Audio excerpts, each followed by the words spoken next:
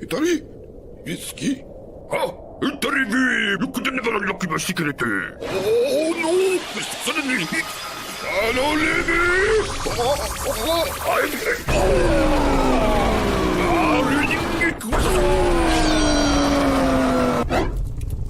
Let's begin. Indeed.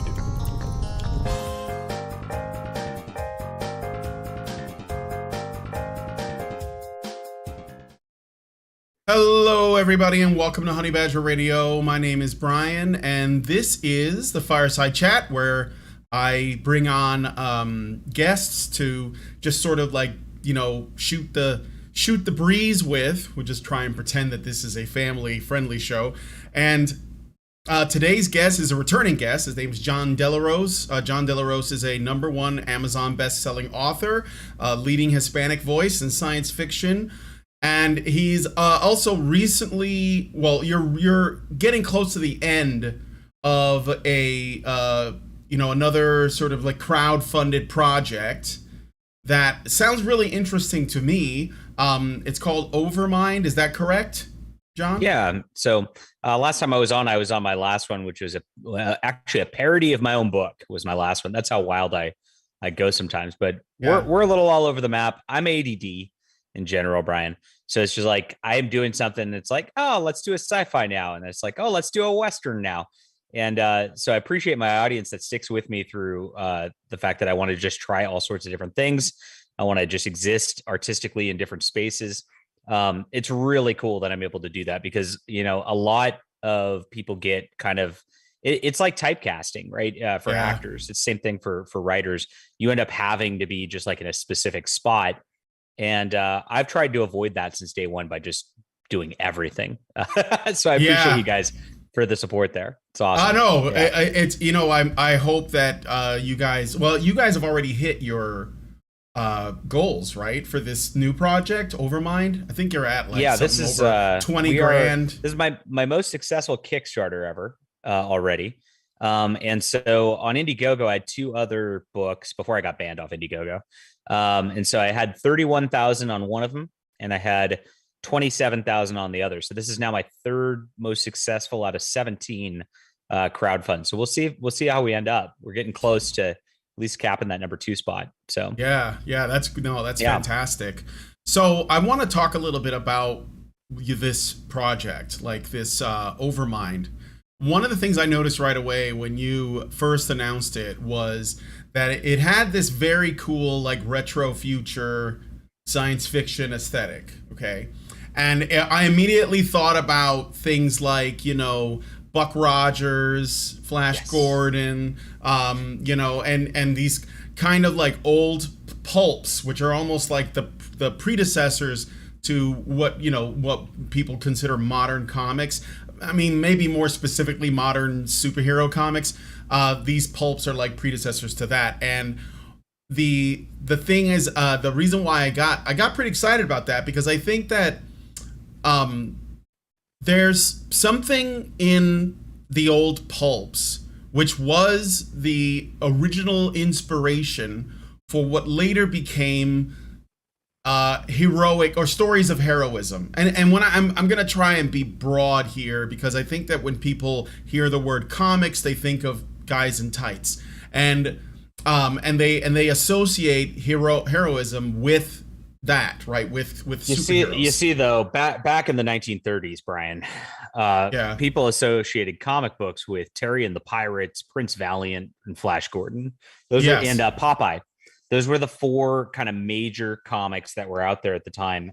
And they were just adventure stories. None of these guys had superpowers or anything like that. They did these strips that, of course, they went every day of the week, usually 3 or 4 panels. This is 3 days worth of content right here. And on Sundays, they'd have a full page color spread that everybody would like to get into, collect. I just got this. This comes from the Library of American Comics. They've been doing these awesome editions. There's Flash Gordon ones also. And so comics didn't become like superheroes came out of like the 1930s. Also, the Shadow was kind of an early proto superhero, and then Batman kind of copied that, and Superman really just kind of paved the way for this Man explosion. of Bronze. I think it was taking what was that book? Doc Savage. And that was the inspiration for Superman. Yeah, so there's clearly a bridge, and it's a natural evolution from that, because those were the books that, like the Superman and Batman things, those are the books that like started or kickstarted the whole superhero genre. But there is a very close relationship between that and the pulps that came before, because the pulps were, some of them may have been a bit like darker and edgier, but even those early Batman and Superman books were, they had like death in them and things like that. You get one with Superman, just like this woman's talking back to him, and he just backhands her, and it's just like, yeah. Yeah, and I think there was one where there was like a Nazi submarine or a boat, and Superman sank it, and they were just going to drown. They were just going to die at the bottom of the ocean. Yeah, and he was just like, you get what you deserve, right?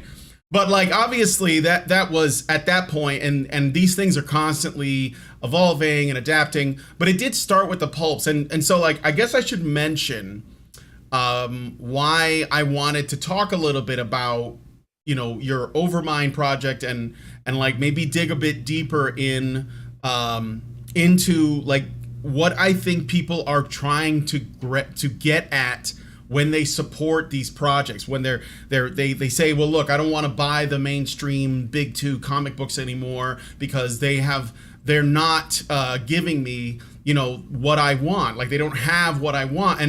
And I think that a lot of people get hung up on the sort of like woke diversity angle of the reason why they don't want to buy. I mean, it's clearly that is one of the reasons. It's clearly one of the reasons, but there is a deeper, more profound reason that I think that doesn't get brought up enough. And I think that stuff started with pulps, and even stories before that, like what do they call those old Western books? They were like dime novels. Yeah. Mm-hmm. And I think those were also a predecessor to pulps that came later. They were stories of cowboys or detectives or whatever, right? And so like but all of them had like a theme that runs through them. So in case you guys don't know, like I said, John Del Rosa is a writer. He's currently working on a graphic novel that is in Kickstarter. You can still support it. It's going to be ending very soon. It's called Overmind, and it's basically like I think they call it like atomic punk. Some people give it that name, but it's basically like a retro future. I think that's like a genre I've heard about. Yeah, where it's all like ray guns and, like the way that we thought science fiction would look when we were alive in the 50s. Like, people in the 50s thought this is what a science fiction future is going to look like. And they call that like atomic punk. Okay. Because it was the atomic age. I just learned something right now. I just look at it as like retro 50s sci-fi. So yeah, I think that's probably a good way to phrase it as well. Yeah. So what I thought about back then. So I mean, this is what I kind of look at from a global cultural perspective, just as a conservative, is that being a conservative, like, the intention is to conserve culture, right? And so what is the culture we want to conserve? And if you look at the last, I'd say really it was the late 60s, early 70s where things started to change. It's mostly because a bunch of people did a bunch of too many psychedelic drugs and things like that in the 60s and 70s. And then they lost all their inhibitions and morals because they were all on drugs. And then they just were doing it in the road. You know what I'm saying? And so that just like really shifted our culture so radically to destruction and what you saw today. And once you saw that, and you have a whole generation of people who are drugged up and et cetera, like they've done now it's legal drugs. Now it's shifted to everybody's on antidepressants, Adderall, right? And antidepressants. Yeah, so it's the same thing. I mean, people are drugging themselves up so they don't have to think, because they don't feel like they have a purpose in life. And on it, I mean, I can get deeper into that if we want, but all of that also shifts the entertainment and shifts the storytelling of the culture. And the storytelling of the culture, because everybody's messed up, everybody's got bad parents who are divorced now, everybody's because of the whole feminism bullshit too. Because of all of that, there are no heroes, especially no male heroes, which I didn't do in this. I actually put a female, and the reason I put a female is because a hot redhead sells. That's it. It's that simple.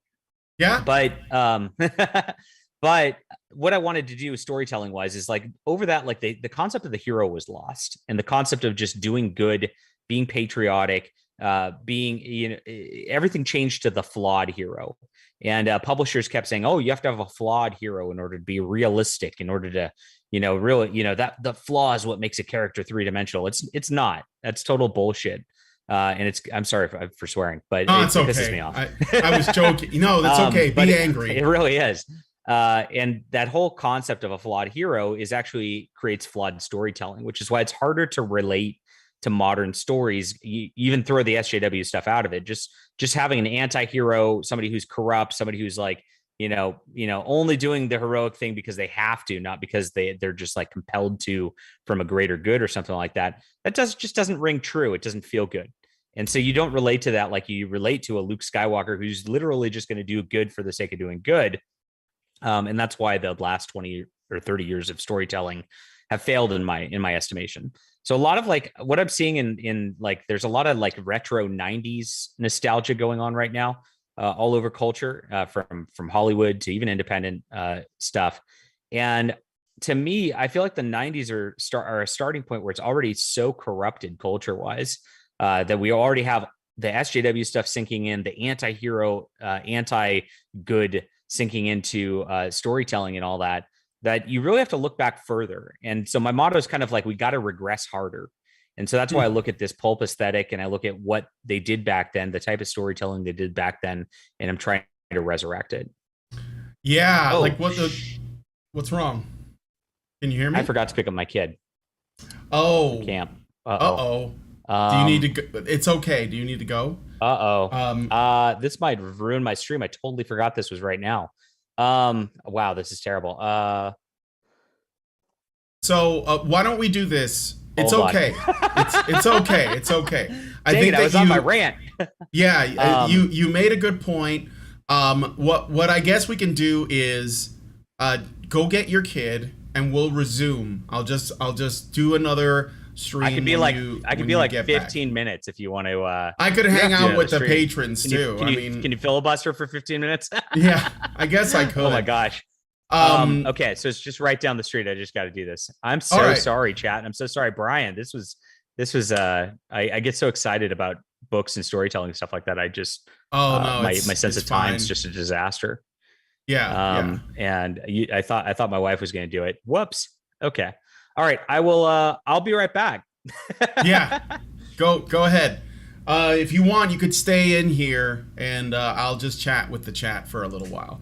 And we'll see like how long I can entertain people. Sorry, he had to go suddenly pick up his kids. So not a problem. You know, your kids come first. So yeah, I mean, basically he was touching on exactly what I was thinking about, which is like maybe it's a shame that he's not here to give me like feedback on this, but maybe I'll just, you know, reiterate it when he gets back. But the thing is that I think that let's say you're in the midst of what's going on. On my phone when I'm driving. That's what I'll do. I'll be right back. Oh, all right. Yeah, that's fine. Yes. Hop in on your phone.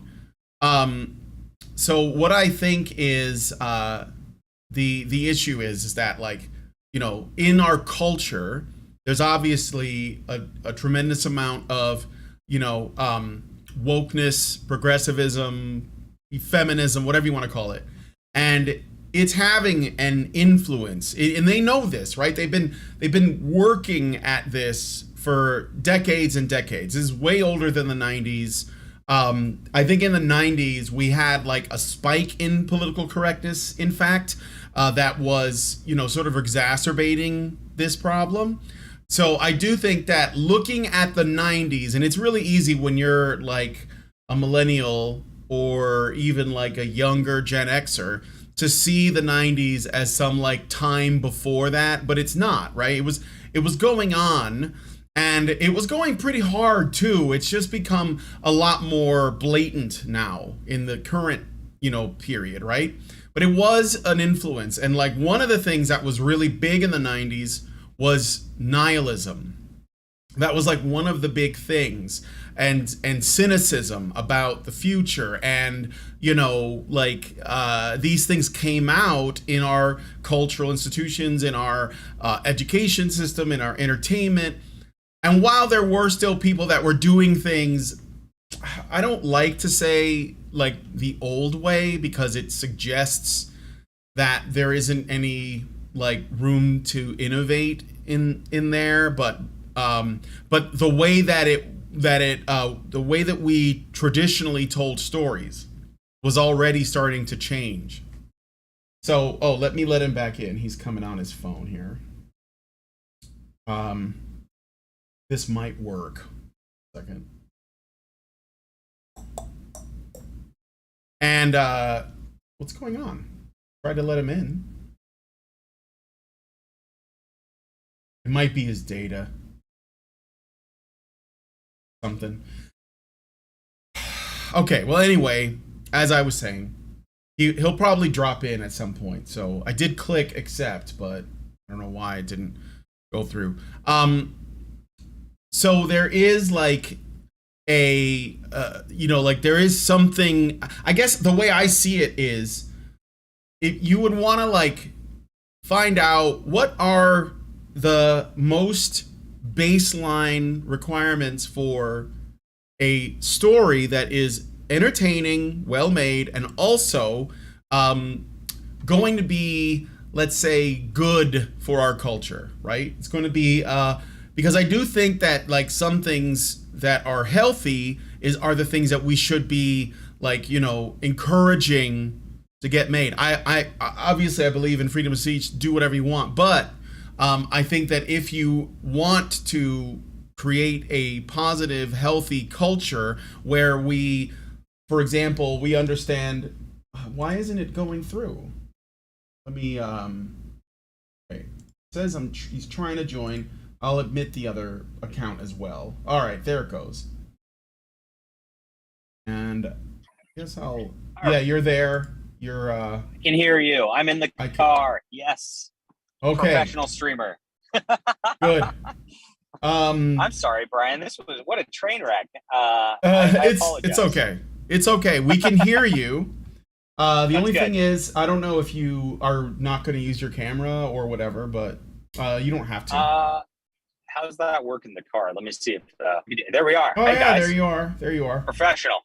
Yeah, there you go. So once my kid gets in the car, I'm going to turn off the camera though, because I just don't put my kid online. Because no, yeah, you shouldn't do that. Fair enough. So okay, so like what I was saying is that I was talking about how the 90s. You were talking about how the 90s isn't really going. It's not really the right place to pull from, and I was basically explaining how culturally in the 90s there was. I know that people are nostalgic for it, but there was a lot of wokeness going on. It was subtler. It existed. There was also a lot of nihilism, and yes, a lot of nihilism.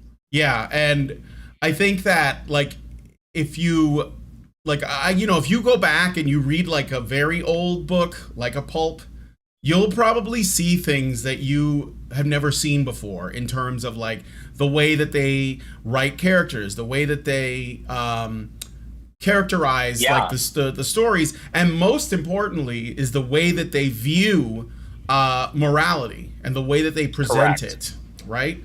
And so like if you want stories that, it's sort of like how Jordan Peterson would talk about stories as a tool to make a rhetorical argument. And this is also something that, because that's usually how human beings communicate, is through story.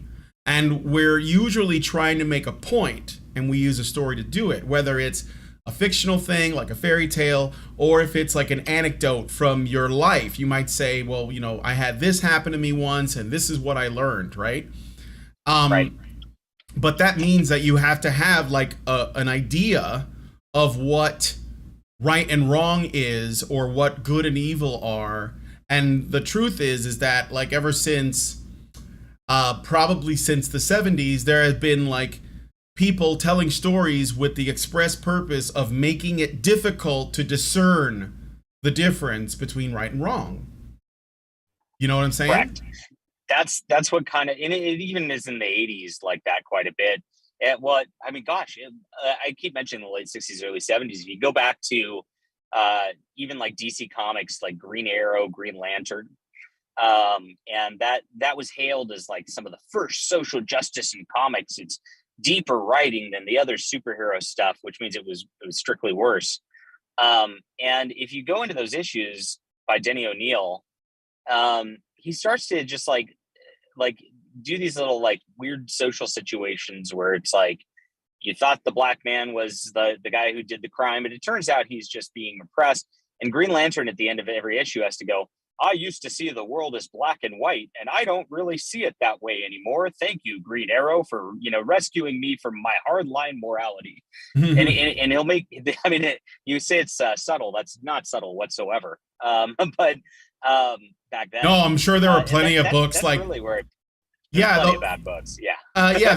There was like a whole run of Wonder Woman, right, where it was like just pure Gloria Steinem CIA feminism, like cover to cover, right? And then I wouldn't say that it's always been that way, but like I think that even from the early beginnings of any books that starred women, they all had like a feminist or proto-feminist angle in them.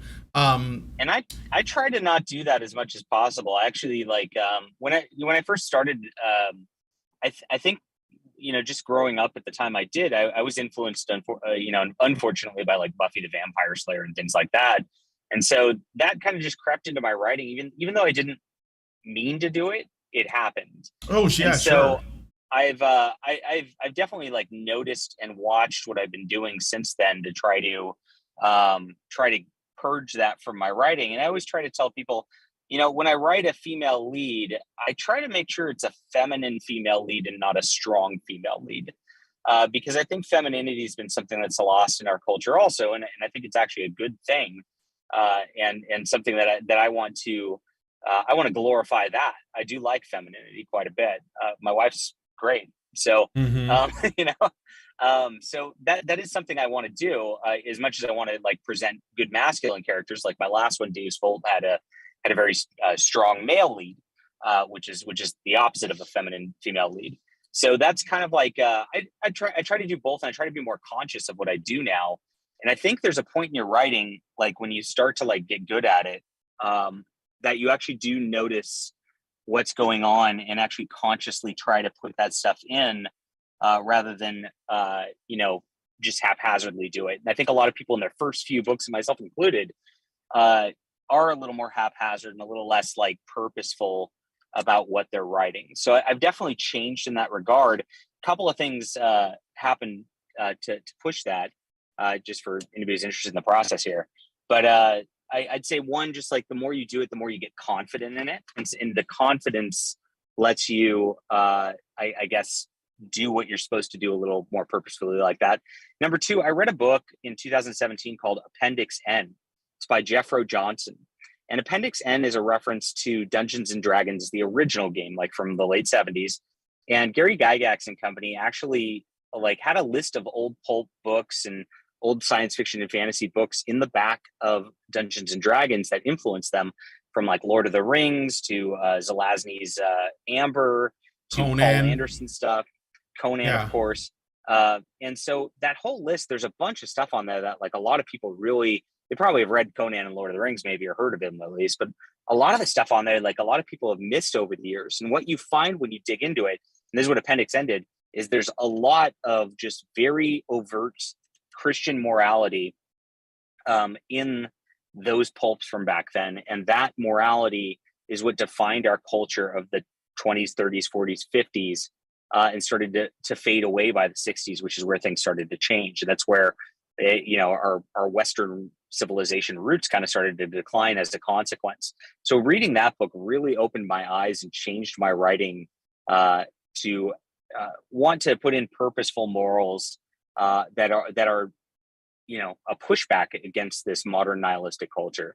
That's kind of where it all began for me. Yeah. Well, it's funny too, is that like, they've gotten like these woke writers and showrunners and script writers and so on.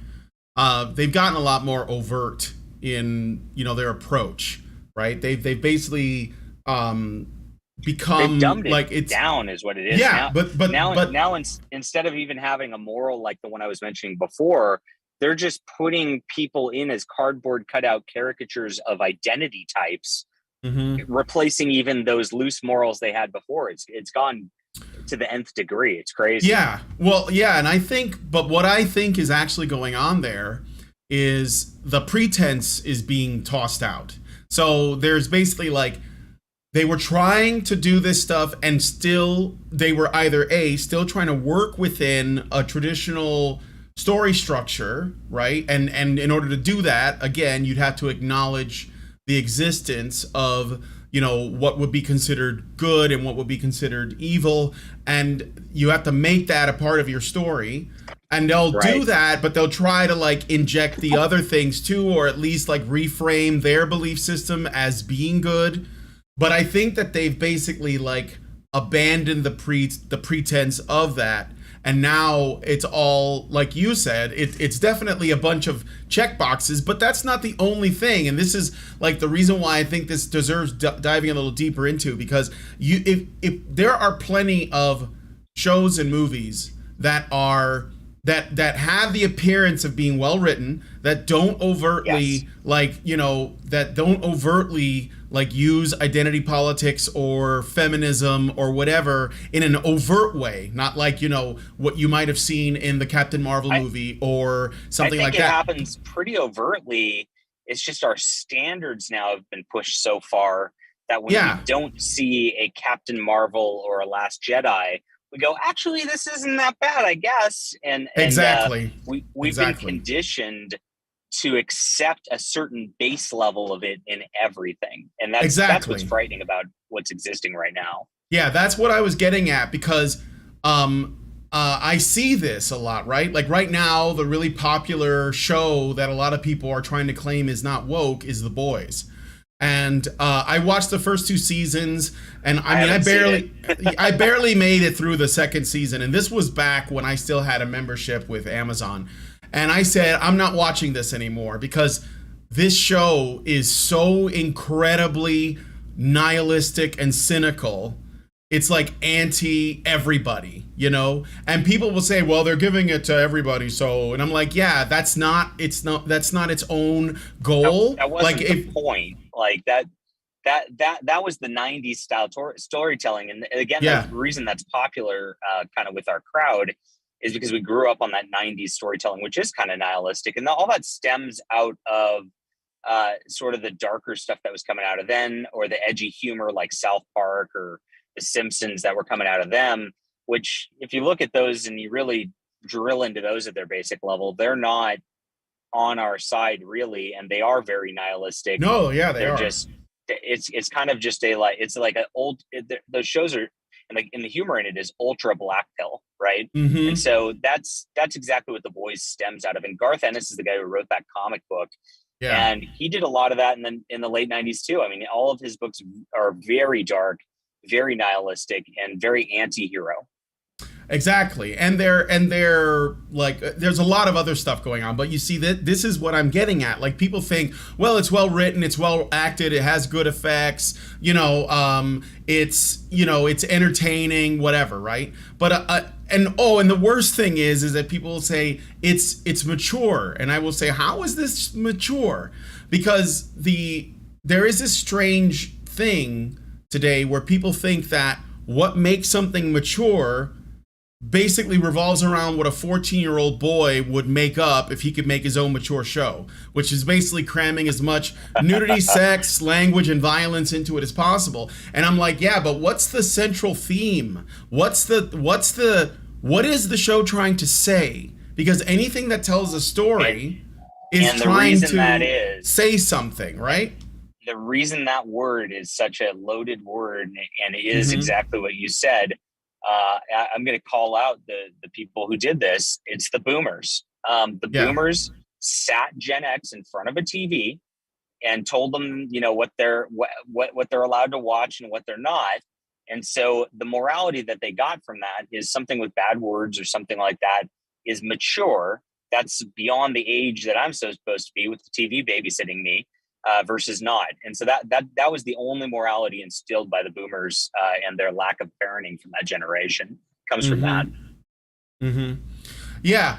So I think that if people really want to see the culture improve, I think that they need to do more than simply avoid overtly woke stuff. They need to refine their ability to determine if something is actually good for us culturally, and choose to watch it or not watch it based on that criteria. But you can't just say, oh well, there's a female main character, so therefore I'm not going to watch it because that's clearly feminist. I mean, in our modern entertainment industry, probably it is. You have to accept that probably over 95% of all content is to some degree pushing, this kind of progressive stuff, right? And if you don't want that to become the norm, you have to do two things. One, you have to support people who are creating stuff that, exists separate from it, and you should reward it on merit, by the way. You shouldn't simply buy someone else's shitty book because it's not woke, even if it's shit. So you should support the good stuff so that you're not simply existing in opposition to something. But you should also say, you know what, I'm not going to watch this and I'm not going to consume this product because I think that, even if it's well made and everything else, it's still pushing, these sort of anti-human ideas, right? Right. And that's kind of how they're getting us is they're spending $1 billion to make whatever movie it is. And so they're putting a bunch of flashy effects everywhere that look all pretty and distract for an hour and a half and whatnot. And so that's how they get your butts in the seat to do that. And of course, hire the flashiest actors or whatever. And that's been their trick forever. You can really mask a lot by just putting a nice looking shell on it. And that's I wish that kind of budget was available towards us. I mean, I'd love to make my own movies and do all that. But really comics and novels are the best way to do that and do that storytelling. And to some degree, that's a good thing because movies are a passive, brainless popcorn entertainment where your mind kind of checks out and you just kind of veg back there. When you're reading, you actually kind of have to actively think and imagine things, and that it's for smarter people, right? Yeah. Well, and also I wanted to add that the medium of books and comics is really easy to break into because it has such a low cost. But if it blows up, I don't think that even I don't even think that Hollywood could ignore it, because there are, I think, a couple of things going on within that industry. On the one hand, you have people that think that every product that they make has to have something political to say, and they are the ones that determine what that political perspective is, and that's how they measure morality, right? Based on their political ideas. And then there are some people in Hollywood that just want to make money and they're just keeping their head down. And I think that after a while, when it starts to look like these stories that are coming out of spaces like yours and Young Ripa and all that, if they blow up and they become really popular, then people are going to start saying, I want to see an adaptation of this, in some other way, and I'm willing to pay for it. Either the people who are interested in profits are going to start giving people what they want and just say, fuck off to the people who want to make everything political and all that, or at least their kind of political. Or really independent filmmakers will do it. I think it could. I think it could happen. I think that it won't be anytime soon, but I think that if this grows enough, I mean, how long did it take before Marvel Comics got an adaptation of any of their characters? Even if you look at the shitty TV movies from back in the day, I think there was a Spider-Man show. Not very long, because there was a Spider-Man cartoon in the late 60s, and that's kind of that was really popular back then. So, yeah, exactly. Live action, but there's a cartoon immediately. I think that it's all within reach, and there are animators online, and maybe some of them would like to do it. I don't know, but my point is that we should probably just focus at the level that we can operate at, and comics and novels or novellas or whatever are probably like the most accessible. So, but if it grows, if it becomes popular enough, I don't think that the entertainment industry can ignore it. I say this as someone who, I personally love movies. And I think that the best ones, they really do have something to say. Like, have you seen, there was this meme doing the rounds. I think it's called like, it's like something about like, these are the movies that really boring white dudes like. And there are all these like examples, and they're all classic films too, right? It's like Good, the Bad, and the Ugly, and Fight Club, and sure, I mean, lots of movies that people consider to be great, Rocky. Yeah. And of course, the meme exists to essentially say these movies aren't actually good because, boring white dudes like them. And I was looking at that and I said, I know what's going on here because no one's watching what they're putting out now. So they're basically trying to throw older films under the bus. And even though a lot of these older films, they still had what you were describing in them, because they still felt the need to operate within a framework of, of an archetype or like a classic movie or story rather structure. Those movies were successful, even if they were trying to like say something else. Like one of the examples is They Live, right? You ever see They Live with Roddy Piper? No. Nope. You ever see that? No? John Carpenter? I really don't watch a lot of movies. I don't have an attention span to sit and just look at a screen for an hour and a half, 2 hours is my problem. Okay. I read a lot. So well, yeah. I'm gonna no, that's good, that's great. I'm just gonna make a point about this film. So the thing that I think is really fascinating about it is, and this is like how filmmaking has changed, and storytelling in general has become more overtly political. And don't let me forget, I want to mention something about that, about the politics of that. But so this film They Live was made by John Carpenter, and the story is there is this guy. He gets his hands on these special sunglasses that allow him to see the truth about people, or at least some people. And there is this invasion, an alien invasion happening. And the aliens, they look like human beings, but you can see what they really look like if you're wearing the glasses. And they happen to be like the elites in society. So they're like running the government, they're in the media, they're like the rich and the privileged, okay?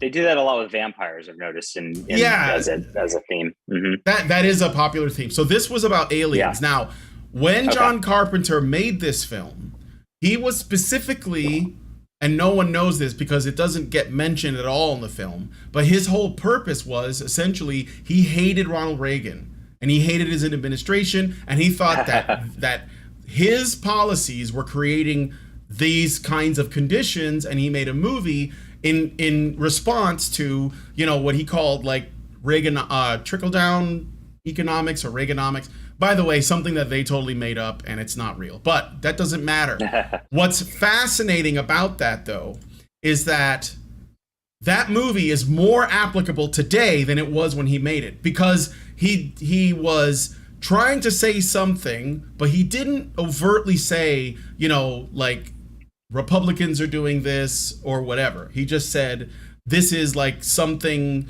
that I believe is happening now. And the movie itself is kind of a cult classic. It didn't do well in theaters because apparently nobody was on board.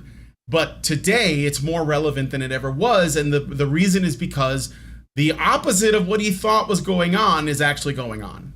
So you know what I'm saying? Like politically speaking. Yep. And if it weren't for the fact that he didn't like try to make his story the front and center part of it, it would have vanished into obscurity. Do you know what I'm saying? So if you're operating under like this sort of like universal framework of, I'm not a fan of tyranny, and you just say you just make a story about tyranny, even if you personally believe that the tyranny is coming from someplace it isn't, as long as it's universal, then other people will probably find it relevant at another point in time. So interesting. Yeah. That's interesting. So when you want to, and that's an interesting way about talking about storytelling with current events and all that. And my book is kind of about current events in a way that, like, I'm really concerned about the way that YouTube and Twitter and Facebook's, like, their AI algorithms in Amazon actually dictate what we see, what we buy, what we think to a lot of extent, and they actively push us into camps, into silos, tribes, whatever you want to call it, just based on those sort of algorithmic preferences that then they amplify because of that. And so it is a mild form of brainwashing is what's going on the internet. It's more than mild, I guess. It is a full form of brainwashing going on the internet right now. And it's making people dumber on every side. It's really bad, but to the point where we can't even talk to people who disagree with us anymore without, like, it's really sad. But so I wanted to extrapolate that, and I wanted to extrapolate it to sci-fi, but I didn't want to put Twitter and Facebook and whatever in my book, because who knows if those are going to even be relevant 5 years from now, right? So sure. They might not even be around, and that's what dates things, right? So if you want to do a retro sort of thing, so I created this AI that is like in this virtual reality Ethernet that people jack into, very cyberpunk style. And the AI is brainwashing these people to worship it, like in the form of a cult. And so our protagonist has to go out, and she's just investigating on behalf of the emperor. And what I did this intentionally too. I flip a script on Star Wars because evil empire is kind of a leftist concept that is out there a lot too. You know, that the colonialists, the colonizers, right? Yeah. Is kind of the thing that they like to do these days. So I wanted to have a benevolent human empire, right?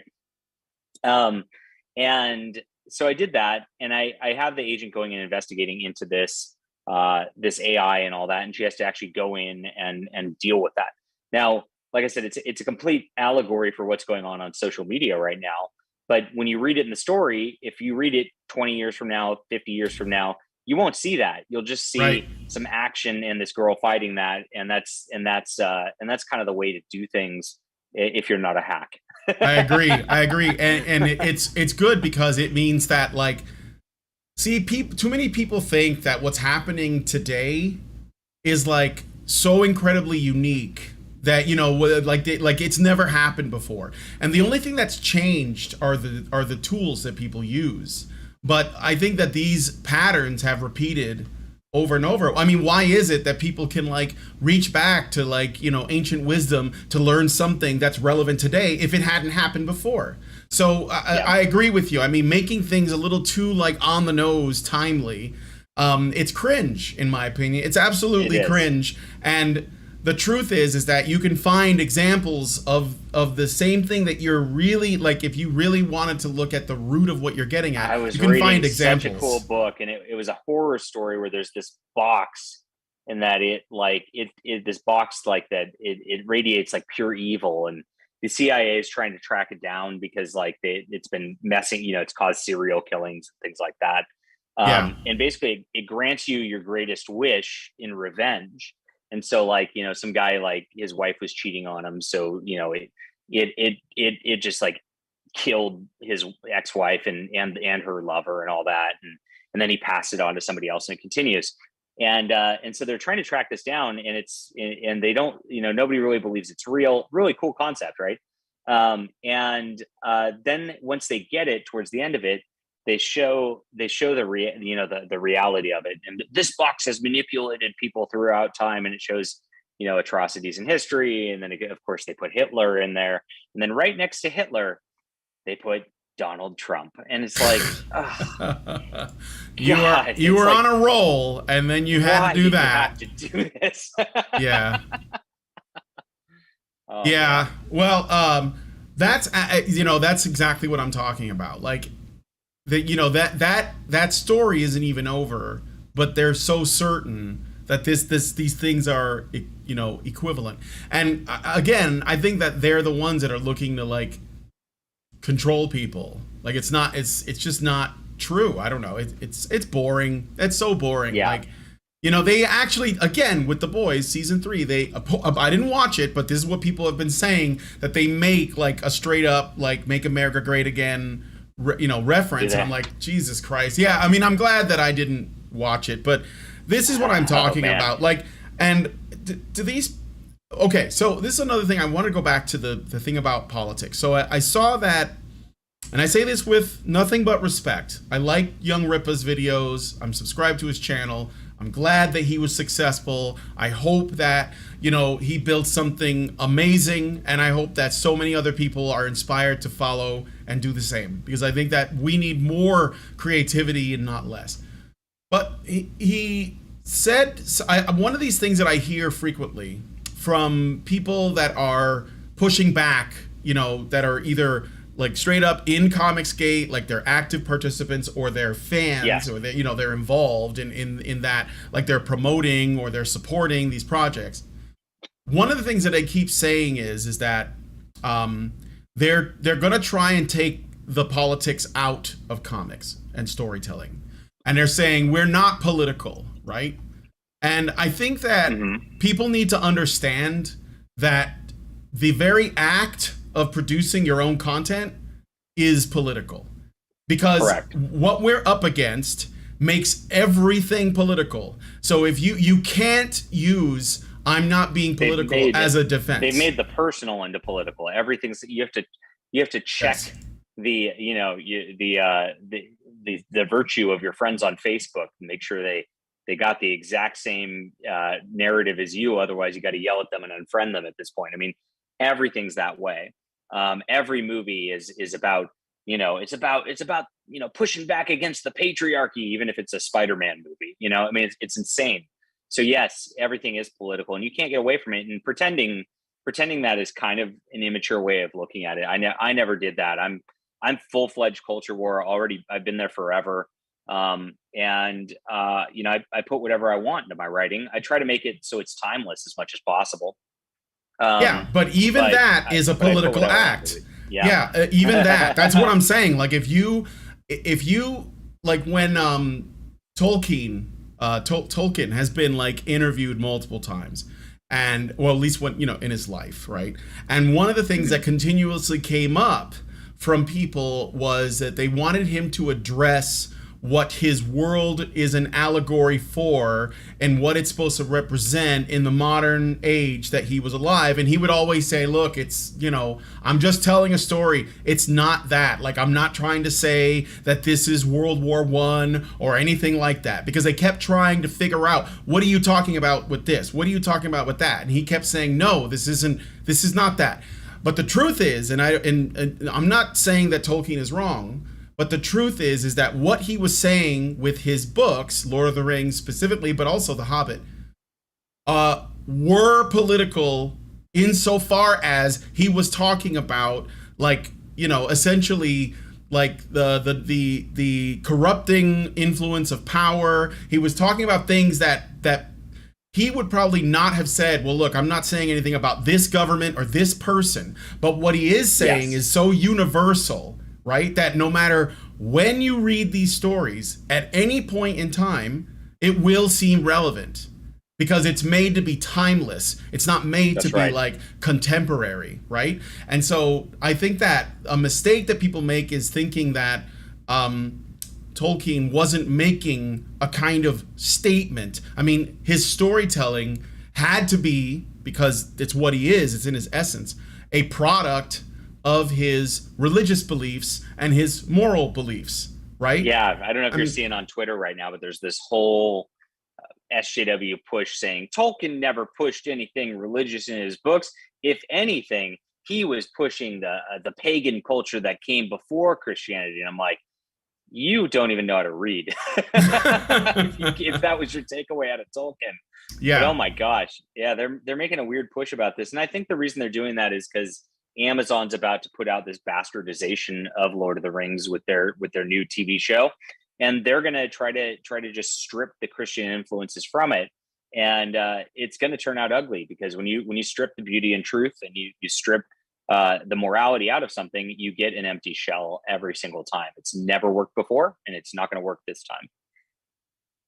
So, yeah, I mean, I know that that's what they're doing. I mean, that's the thing that I think is going to be really interesting, because this is what they've been doing lately, is they basically like made everything morally gray. And the reason why they've made everything morally gray, or just different shades of black, it is, I think a lot of it has to do with the fact that if they say this is good, and they actually show something that's good, then they have essentially drawn a line saying, you know, this is how we measure morality. And the way that they measure morality has nothing to do with what's actually right and wrong. It's basically got everything to do with, well, is it a woman? And is she a woman of color? And is she queer? And like, you know, these things make her, or it makes them morally superior, because that's what it's based on. And then they can like browbeat other people, and nothing means anything, because it's all about, you know, who has the most oppression points. No story to it, too. As Derek says in the chat, there can be no story when everything is about inherent qualities. If you just show the inherent quality over and over again, nothing changes, and you have to have a change to have a story. So you can't have a black character start out as bad in some way and become good, because, you know, black people have to be inherently good. What the hell's wrong with you, you racist? Yeah. And you see this over and over. I see it especially in like YA fiction. There's, you know, these ladies go out of their way to try to virtue signal stuff that's out there. There was one a few years ago called The Black Witch, and what happened was like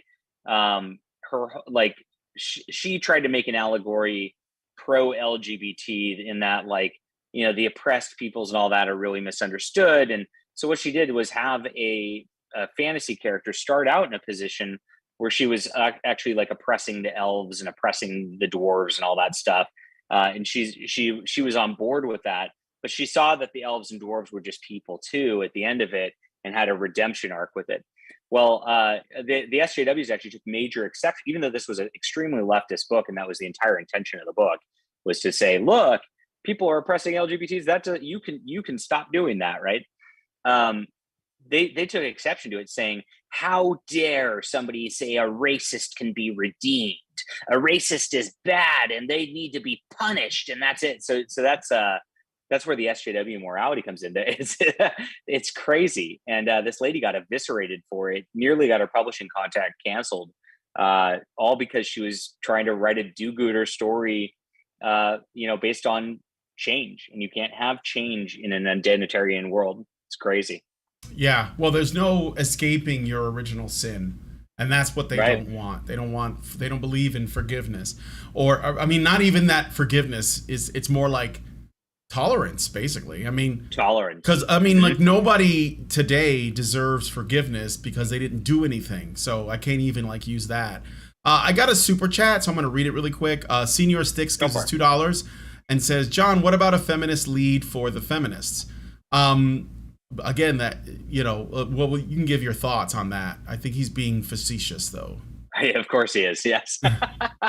Yeah, that's, well, I mean, if you want to sell to the feminists, I hear they're loose and easy and they'll get the baby aborted. So, that's what you want. That's true. Yeah, I mean, like, I don't think they would want a man making products for them anyways. So, there's also that. That's what ends up happening. So, I mean, Joss Whedon's the real, god of that sort of attempt. And he pushed the feminism. And you see the interesting part about every man who does get into that, at the end of the day, they're trying to get the poontang. And that's what Joss Whedon was. I mean, it came out that he was just molesting these ladies on the set all the time. And that, he was a gamma male, basically, who was just using his power and influence from his writing in order to try to just like cheat on his wife and be disgusting and all that. While preaching the feminist message as loud as possible so that they would be lured into that situation. And so I think that is usually what happens in those situations. I mean, at the end of the day, like, they are also looking for a reason to cancel you as a man at that point, because you're treading in very dangerous waters. So it's better just not to go there. Yeah, I agree with that. Although I will say, because I looked into the Joss Whedon thing, I think that what happened is that he was a man of some influence. He had the ability to make people famous. I think that women used him, and they used their bodies to get favorable casting.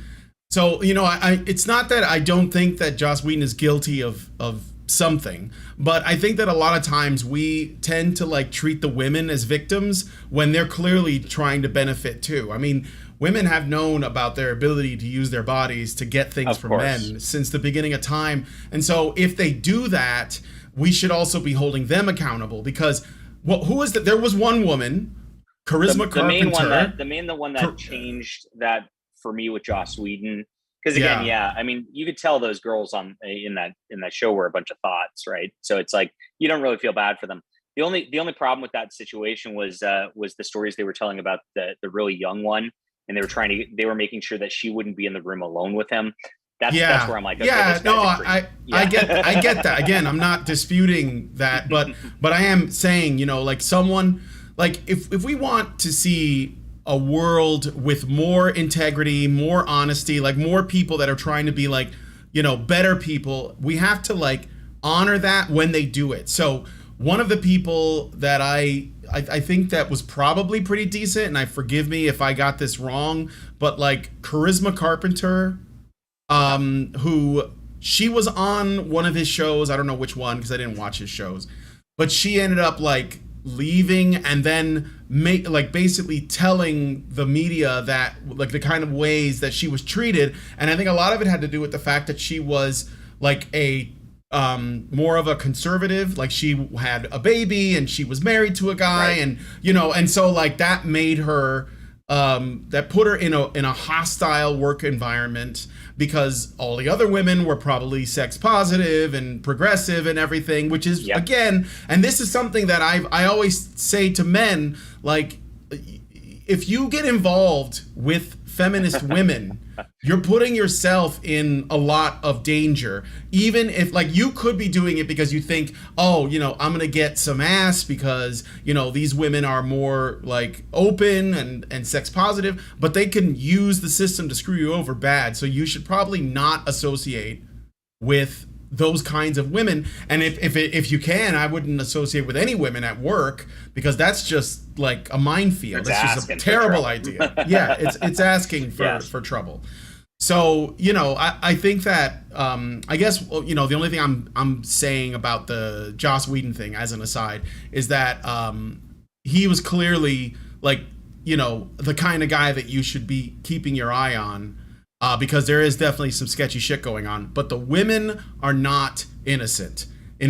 So, you know, I think that needs to be said, because a lot of times people don't hold women accountable, and then it becomes harder for us to tell which women are virtuous so that we can give them the appropriate, you know, credit for that, and which women are just being thoughts and they're crying victim afterwards because they have this legal and political leverage to do so.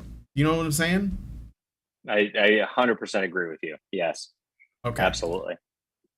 So what's the trick with doing how are you going, or how have you decided to work out how to tell this retro future story? So I think we should talk about the book a little bit. Thanks. Is it challenging to do that? Like, because, you know, you just said that it can be difficult to like avoid what has influenced you growing up. So what makes this story with a female lead different from, you know, say like what the modern culture is producing? I'm actually working with a female artist, believe it or not, women actually tend to prefer to keep their women feminine, and so it came down a lot to the design is how we wanted of what she looks like was the most subversive thing that we really spent a lot of time on in order to make sure this was not like you see a lot of other stuff. You see a lot, like I'd say another thing the 90s influenced was like and you know, I don't want to shame people for what they like to read. Whatever you want to read, I don't care. It's not my business. But for me, I look at it in a lot of the 90s designs onward, you had the women in like, you have the boob window and like, I mean, it started to go so absurd. I remember like Cloak and Dagger in the 90s. Like she even has like a dagger cut out around the boob right here, and it goes all the way down to like her crotch, and it's like, okay. And so you see just the skin right there. Yeah, I mean, I did honestly. I thought that was a cool design. I did think that was a cool design. Yeah, it was very like sexual, but like Dagger was presented as a bit like underdeveloped, so that it wouldn't like her body wasn't drawn in a sexual way. Maybe it was because of the artist that was on. Depends on the artist. Yeah, it depends on the artist. Yeah. But in the 90s, it was very popular to have that like Sports Illustrated pose that women would stand in, where they'd have the arch in their back. And yeah, I thought that was a bit like borderline. I think that came out of like the Jim Lee, style of drawing. And a lot of people wanted to replicate that and copy that. So yeah, I'm with you on that. So I wanted to make a character that was sexy, but not sexual. Or exploitative. And so yeah, we worked very hard to like make a design where it's interesting. Like she's completely covered. So that's something that like, again, like our modern morals said, women just go out in the shortest skirt possible and a little tube top. And then, and then, and then you're walking down the street by yourself at night and don't victim shame, I mean, that comes back to that again. But so we wanted to do that. And so we did that. So we made her, I think a very beautiful design to where she looks like a beautiful woman. She's got long hair, not short hair, of course, redhead, because Hollywood's erasing all redheads in media and replacing them with minorities. So all of those were very intentional designs. And then number two, because the real modern after the like too sexualized of costumes and things like that, is that they went anti-sexual with it to where you'd see Ms. Marvel or Captain Marvel, whatever she's called now, being drawn now, and they make her look like she has the body of like a 15-year-old boy. Like she's got almost like a square torso, no broad chest, shoulders, and it's very broad shoulders. Yep, it's very weird design. So we want to do the opposite of that. So we made her have small shoulders with shoulder pads, because girls wear shoulder pads, and very, very large, ginormous breasts, because that's not allowed now. So those are the things we did design wise, just to be like a middle finger towards everything in culture that's been bad in the last 30 years, in my opinion. And and then what happens is like, I mean, she ending up in helpless situations where she ends up getting vulnerable, and that's one thing that like you don't see a lot of these days, is the women characters are never vulnerable, and vulnerability is a very feminine quality, and in like needing protection and needing things like that is a feminine quality that just doesn't get shown anymore, because they want to push a political agenda rather than a natural agenda. And so I just try to make the character as natural as possible. And I think that just flies in the face of everything at this point, because women are just written like men these days. It's kind of bizarre. So yeah, well, that's the it can be a bit of an obstacle if you're telling a story that is an action-oriented story, and you have a female, with a female central character. You have to like, if you want her to be feminine, you have to do that. Like, but also, well, that is the challenge, because you also want her to be like at least competent enough that she can get through the story without like just immediately getting killed by the first alien or whatever. So you don't want an incompetent character. That's not fun to read either. Right. But you don't want her to be like, like you said, like some kind of feminist icon where she's either far too competent or she doesn't even appear to be female anymore. That's right. Because the way that a lot of times the way that feminists measure, the worth of a woman is by how much like a man they are.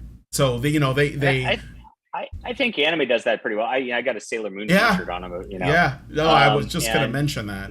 Sailor Moon did that. She's a hero, and she does her thing, but she's very much feminine as a character, and I think it resonates because it's a very earnest and truthful character that seems like this could be something that exists, fantasy wise at least. But no, it's tricky, but it can be done. And I noticed your Sailor Moon shirt, and I was thinking about like these, because when Japan does female protagonists, and again, I haven't really watched a lot of anime lately, so maybe this has changed. The ones that are billed, so they basically create a story depending on who their audience is, and they're making a story that they want girls to get into, whether it's Sailor Moon or Rye-Earth or whatever. I don't know. I'm old, so I only remember those kinds of things.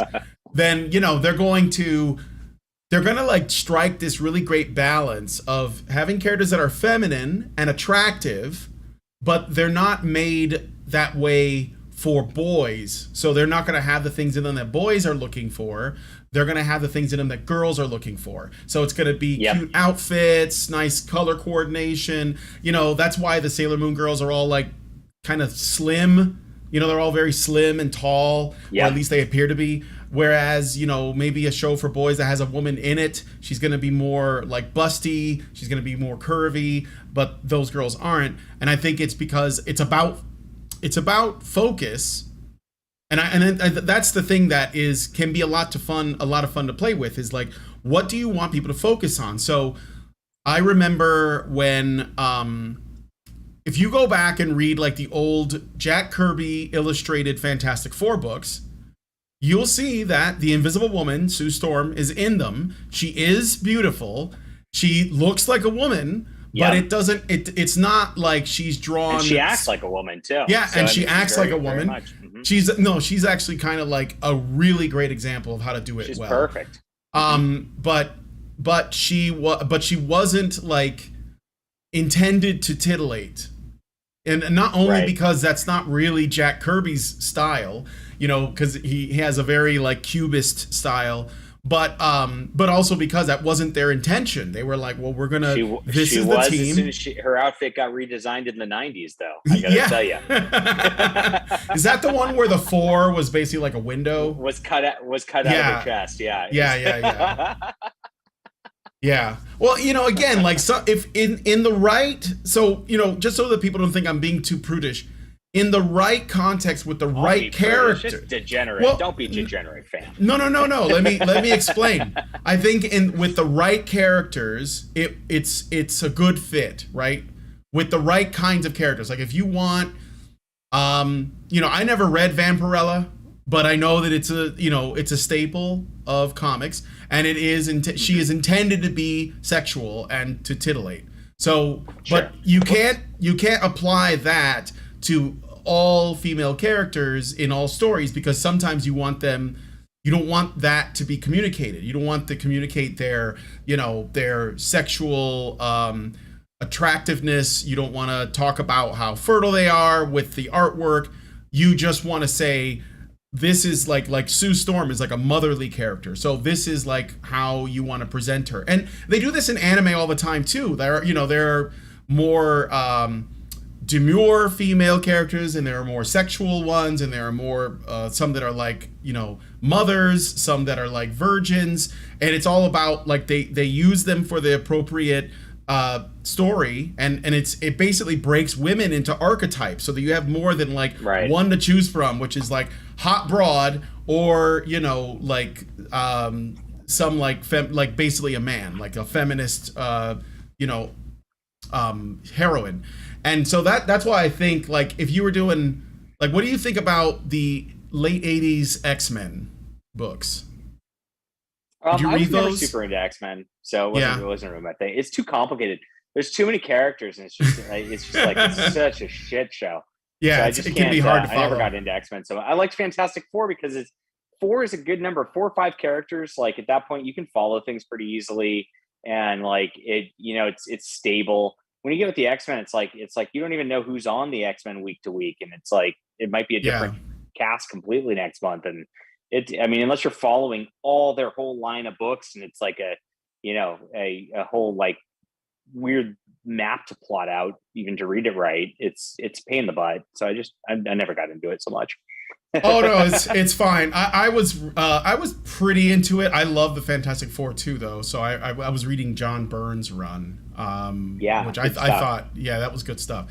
But I guess I brought it up because in the X-Men team have a bunch of female characters, but they're all very unique in what they're communicating at that time as an archetype. So like Storm, for example, she was attractive, but she wasn't like meant to be like, you know, like a sort of like a oversexed character. She was meant. Yep. She has like a more of like a royalty, or she did at that time, you know, because she was worshipped as a goddess, like in Africa or something, I think, before, you know. So she had like this more like divine thing going on, and that was presented in the way she was drawn. It was in her personality, it was in the costume. So like all of these things, they get like expressed, right? And it's very simple and direct. Rogue, on the other hand, was actually kind of interesting, one of my favorite X-Men, because Rogue had this, like, it was built into her character. She had this power that would cause harm to people who touched her. So she was forever like unable to touch people, which didn't allow her to get closer to men. That she, you know, this is before Gambit. I never, but it really didn't work over time. Like, because a lot of these are gimmicky concepts that like work for a story or two, and then like once you kind of repeat them, they don't work later on. And that's another problem I have with mainstream comics is they're trying to keep these characters going after their stories are really tired. And so there, you know, a lot of the time there's no point in those existing anymore, and yet they're still going just because they got to keep the brand IP going. And it leads to some bad storytelling just from that perspective too, because there's nothing passionate about it at this point, right? Yeah, I get that. I mean, I think that's just the nature of the perpetual, I guess you could say, the perpetual ongoing narrative. And then when it doesn't help that every time you change, you know, team members, they toss out what happened before and they do their own thing. And so you either end up like, you know, like the canon is thrown asunder or whatever. So it is a problem. And even the editors haven't even read them anymore. I mean, they don't even have editors. This, and the editors don't care anymore. It's become a travesty. Yeah, exactly.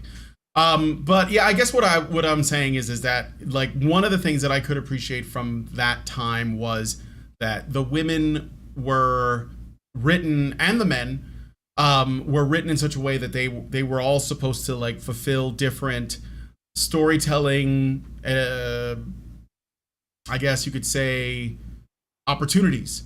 And that was only possible if you could see them as individuals, which no one does anymore. So this is one of the things that I thought would be interesting about your books. So now that you've written that, by the way, sure, and you're almost at the point now where it's basically like, you know, going to be printed and sent out to people who bought it, have you thought about what you want to do next? I'm gonna do a couple things. I'm gonna finish up my Flying Sparks, which is my superhero like romance thing, where it's like, you know, and I focus on the female character on the cover of it, but it's really it's a two-person story. It's hers and his stories, and you know, I've set that up over the past 5 years, and the story's finally coming to a close. So I'm finally finishing up that story. That's going to be next. That's already pretty much written and done too. I'm working on a Western, which is going to be completely different from all this stuff. And is that going to be a graphic novel? Yeah, graphic novel. Working on, as far as and I'm talking comics first. Though we'll be doing a sequel to this because this is making really good money. So of course we'll be following up on this. I might want to expand this world quite a bit. I'm setting up something with this to where, you know, there's going to be a lot of conflict, and I might do like an Imperial Space Marines thing, because you know, kind of Starship Troopers wise or Warhammer 40K wise, just spinning out of this also. And novels from they're gonna hate that steampunk series I'm continuing. I want to launch a Star Trek, not Star Trek, because I think Star Trek's gone so far off the rails that I like that idea of just going out into the unknown and exploring the planet of the week and whatever, and then, you know, going back to the ship and doing it again. And I'd like to have a book series doing that. So that's on the table too. Oh yeah, that's just a lot of stuff. Yeah, that sounds super cool. The space exploration thing, that could be a lot of fun if it's done well. So I mean, like, no, I don't know. I don't know what's going on with any of that. I don't consume any more, popular culture things. I try to tell people not to, even if they heard it's not that bad or whatever. It is most likely. Games Workshop actually copyrighted the term Space Marines? No way. Maybe they did, but I don't know, man. I don't think you can copyright that. I mean, so many people have used Space Marines. It's like, that's tough. Yeah. They have actually been they are very protective of their IP. So I wouldn't be surprised if they did try that, but you can probably work around it. I think Space Marine is a subgenre on Amazon, as I recall. So. Oh well, yeah, maybe that isn't the case. I don't know. So okay, so we got to go into the patron show now. So I guess firstly, thanks so much for coming on and chatting.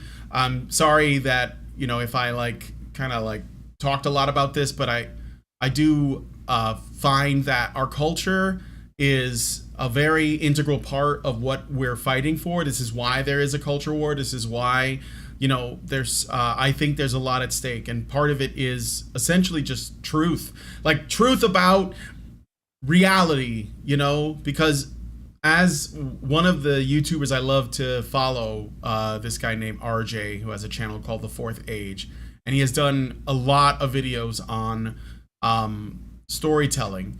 He says that stories are a rhetorical argument.